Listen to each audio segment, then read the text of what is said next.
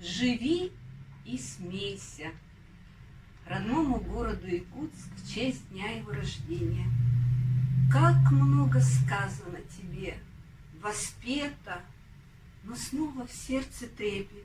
День же твой, фонтаны слов вернули солнце с лета, в осенний день рождения струей. Играет в брызгах ярким поздравлением Якутск любимый, окочу не один раз. И как малыш столичный бегает с мгновением, хватает счастье, выставляет на показ. Мой чудный город, будь все время весел, живи смеясь, дари как детский взрослый смех. Пусть облик твой, как у ребенка, будет светел, пусть с каждой улочки улыбка брызжет всех. Живи и смейся, горожанам жизнь продляет твой радостный, чудесный, звонкий смех. Из всех, для всех он олицетворяет, что вечно юный ты и каждый, кто есть здесь.